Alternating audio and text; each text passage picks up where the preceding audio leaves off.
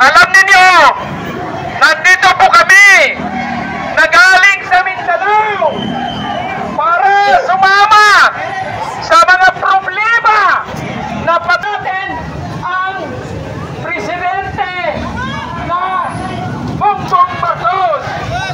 Bakit po natin hinihingi? Alam ninyo yung pinalabas, Maharlika, na video ng pagsisino ng okay.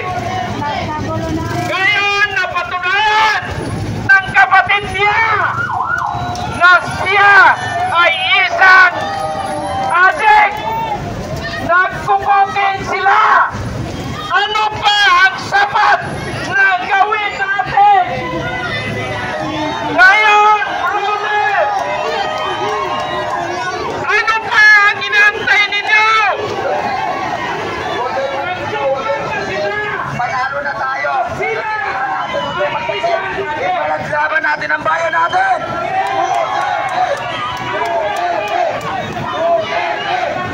Lahat tayo na pumunta dito, bawat isang mahilay. Ipapakita natin ang galit natin sa Marcos na may pulis sa puwet. Saan ngayon ang flood control? Huwag kayo matikit. Kaya nandito tayo para ipakita natin ang bawat ilayin natin ng mga Pilipino. Huwag kayo matakot. Huwag kayo matakot. Talagang panalo na tayo. Nagsalita na si Santik. Nagsalita na si Santito. Sabi nila, Sige lang ma'am. Nandito kami ma'am. Kasi meron yung isang grupo, sinisigaw naman sa Duterte daw. Ano daw, ipalit na daw sa Duterte. Ma'am, sige, dito lang ako sa harap.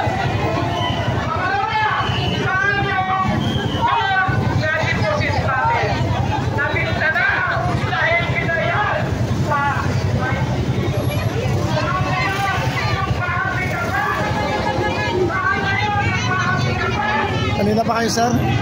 Kanina pa kayo? Kanina pa umaga eh. Saan? Nandun kami sa Insasrine eh. Ay, sa kabila. Hindi pwede doon kasi walang permit. Kaya nga eh. Dito naman, maluwag sa akin ang pulis.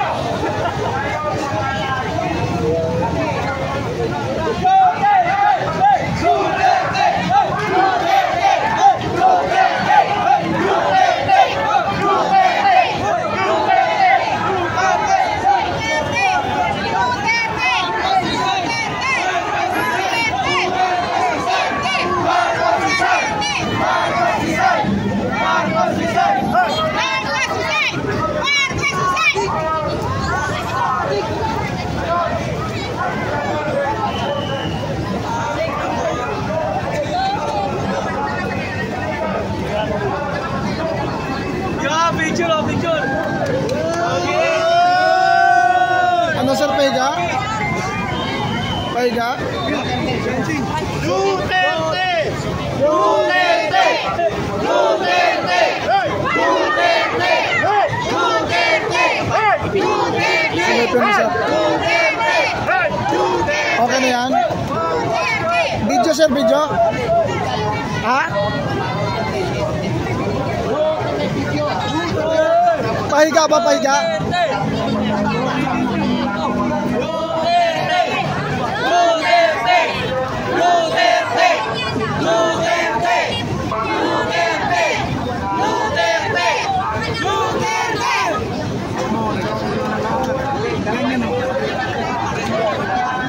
Ayun po mga kababayan natin.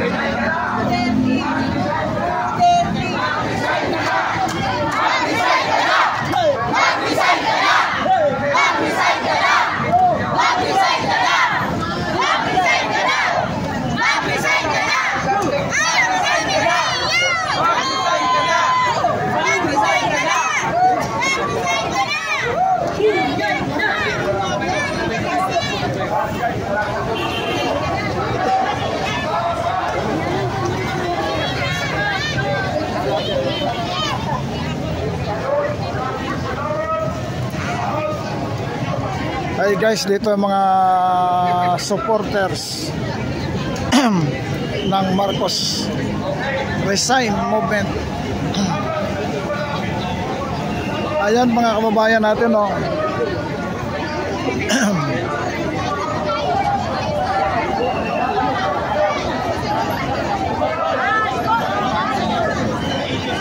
Itaas.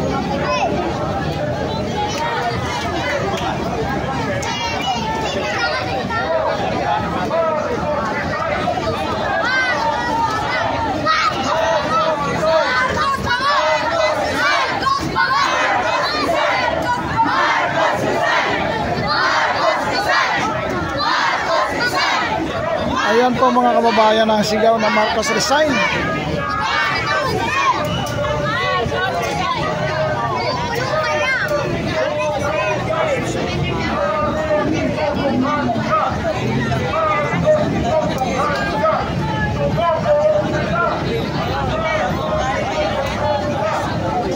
Ayan mga natin mga viewers, mga dami, oh.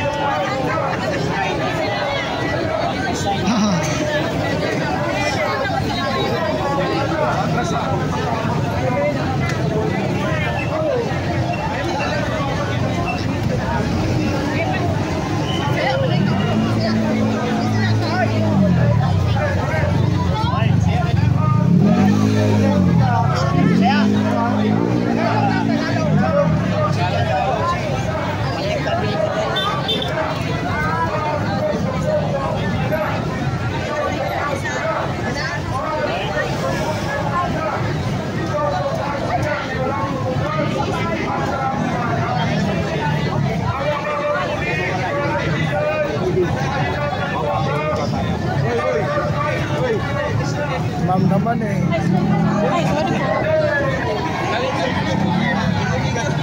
Pwede ka dito ma'am, dito lang oh. Dito sa gitna.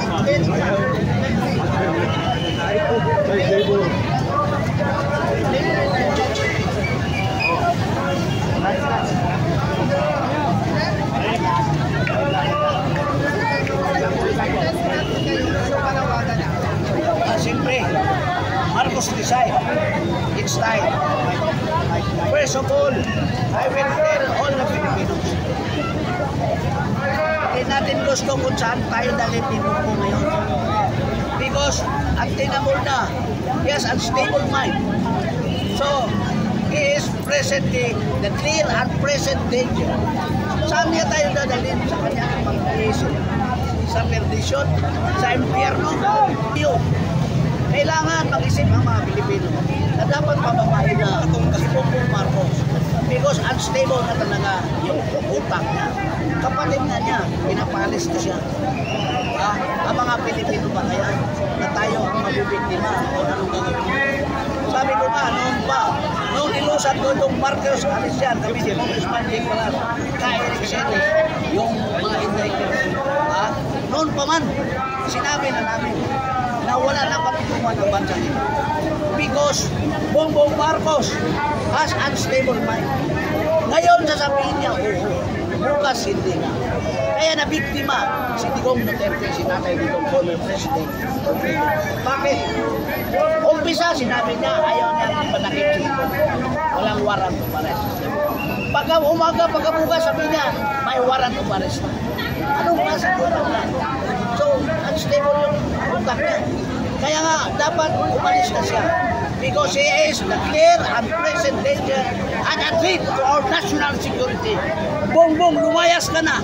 Malaki ang hirap ko sa iyo noon. I am one of, alam mo yun, kayo ni Lisa, kayong nasa BBM Group. Ako po ang nag-organize ng Marcos Sara Duterte Alliance, ang mukha ng UNITEM. Pero pula, nung inaway ninyo si Baby Sara dahil gusto rin nyo siyang palitan, kasi ang inisip nyo, kung ever kayong mamunuhan, umalis, I withdraw my support sa iyo.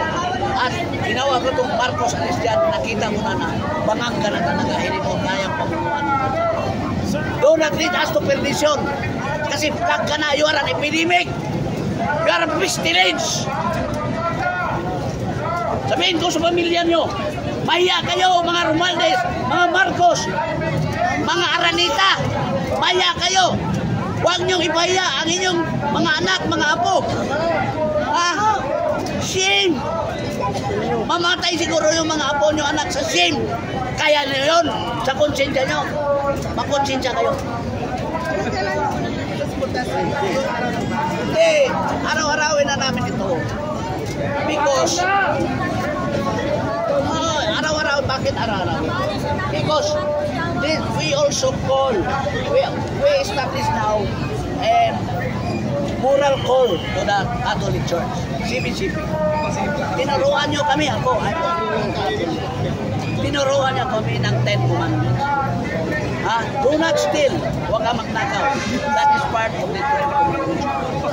Pero, ang sinisigaw lang ninyo, ikulong na yan, kurakot na yan. Anong in-game nyo? Saan kayo tatapos? Sinong ikulong nyo? May resibo na, klaro na. May nagsalita na.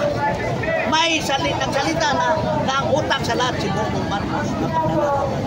Kaya nga niya, Executive Order number 1, alisin mo yung Anti-Corruption Commission. So magnakaw kayo. Magnakaw kayo. At nagawa nyo ng pagnanakaw na yun for 3 years. At ano na yun? In-increase pa ninyo ang budget from 6.3 trillion ba yun? From 2025 to 6.7 sa 2026. Diba? Pagnanakaw pa rin ang nasa utak nyo.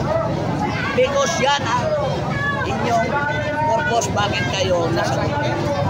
Kaya simbahan, magising na kayo. This is now moral call. Moral conscience. Sige na, samahan nyo na kami na magsigaw na BBM resign. Natatakot kayo na si Sara Duterte ang papalit. Sino ipalit ninyo? Sabi ng militar, we follow Constitution. Who is Sara Duterte? He is a constitutionally mandated Vice President. A perfect successor if the President cannot lead. Maliban sa 32 million. Doon na lang tayo sa provision ng Constitution. Sir, ang sabi nyo dito, Marcos resign. Pero sino ba dapat talaga yung pumalit kay President Marcos kung saan ka mag-resign si Pangulong Marcos? Constitutionally. Hindi daw resignation yung way para maayos ito. Wala na kami resignation because the President cannot lead. Constitutionally mandate. Wala na nga, alam mo, prepare sila sa ASEAN. Sino ba nasa Constitution? Sa tingin ninyo, yung ASEAN countries, papayag sa kanya na hawak na namin, ipupok lang sa ulo, kailangan sa utak. Kaya. Basic eh. Basic.